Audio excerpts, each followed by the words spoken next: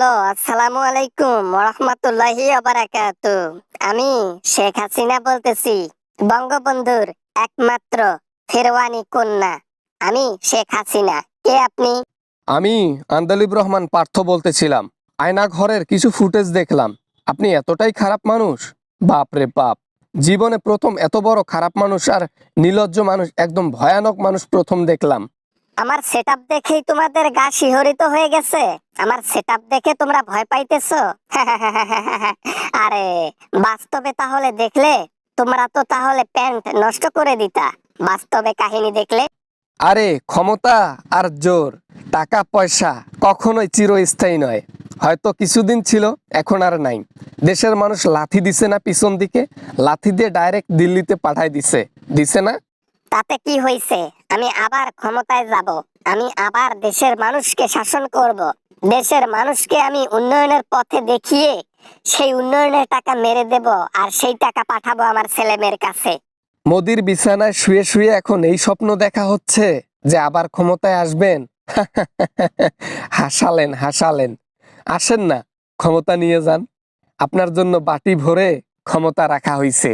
তলে তলে কর্মসূচি দিয়েছি, কর্মসূচিটা সফল হোক, মানুষ আমার নামে আন্দোলনের নামুক। দেশের মানুষকে আমি একটা আলটিমেটাম দিছি, আমার সাপোর্টারদের আলটিমেটাম দিছি, দেশে অবরোধ করুক। তারপর একটা কর্মসূচি দেওয়ার ঘোষণা দিয়েছেন, আর তাতেই আপনার যত সম্পত্তি আছে, যত বিল্ডিং আছে, যত আপনার কলি কারখানা, যত কিছু আছে, ফটো থেকে শুরু করে সব ধুলোর সাথে মিশিয়ে দিল জনগণ। এখান থেকে কি শিক্ষা হয় না? আমার নাম হাসিনা, আমি হচ্ছি ফেরাউন নাম্বার 2। আমার কখনো শরম হবে না, আমার কখনো লজ্জা হবে না। আমি শুধু মানুষকে ধ্বংস করার পথই জানি, মানুষকে কিভাবে উপরে পাঠায় দিতে হয় এটা জানি।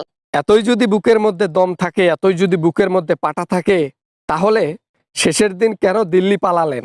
জঙ্গলের মধ্যে গিয়ে কেন প্লেনে উঠে, উড়োজাহাজে উঠে কেন আপনি পালালেন? দিল্লি মুখে কেন দৌড়াত দিলেন? না মানে সেই দিন আর কি মানুষের আক্রোশ দেখে আমি নিজেই ভয়ে প্যান্ট নষ্ট করে দিয়েছিলাম, এজন্য হুটহাট করে যেমনে হোক পালাই গেছি। বাপরে বাপ, মানুষের মশাম! ও মা গো, পাইলে আমারে ঝুলাইতো ঝুলাইতো। এখনই না বললেন আপনি কাউকে ভয় করেন না, এখনই বললেন ক্ষমতার গরম দেখাইলেন অমুক তমুক। হ্যাঁ, কোথায় গেল সেই ক্ষমতার গরম? আল্লাহ তাআলা ছাড় দেয়, ছেড়ে দেয় না। আপনার মধ্যেও সেটা ঘটেছে, তবে এখনো শাস্তি বাকি। কিসের শাস্তি বাকি? কোনো শাস্তি আমি আমি আমি পাবো না। আমি কেন না, আমি ক্ষমতা ছাড়া বাংলাদেশে ঢুকবো না। আর আর ক্ষমতা নিয়েই বাংলাদেশে ঢুকবো। আর আমি কি এতটাই বোকা নাকি? হ্যাঁ আন্দালিব, আপনার ক্ষমতা ওই পর্যন্তই আছে যতদিন মোদির ক্ষমতা আছে। যখন মোদির ক্ষমতা শেষ হয়ে যাবে, আপনি কোনো দেশে জায়গা পাবেন না। আর তখন সুপ সুপ সুপ করে বিড়ালের মতো বাংলাদেশে এসে মেও মেও করতে হবে।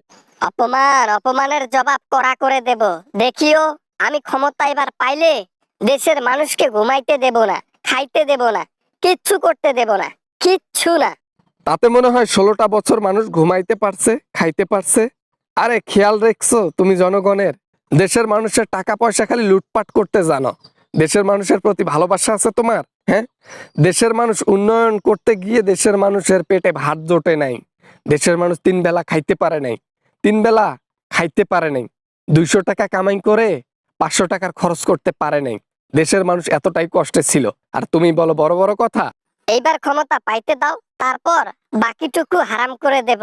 এবার দেশের মানুষকে দেখব, বড় বড় যে কয়টা নেতা আছে সব কটাকে দেখব, আর সমন্বয়কদের, ওদের তো এবার কোনো ছাড়ে দেব না। বুঝতে পারছি হাসিনা ম্যাডাম ক্ষমতা না পেয়ে এখন মনে হয় নেশা পানি করা শুরু করছেন, এজন্য আপনার এই অবস্থা। যাক, মোবাইলের টাকা পয়সা নষ্ট না করি পাগলের সাথে কথা বলে। ভালো থাকেন ততক্ষণ পর্যন্ত, যতক্ষণ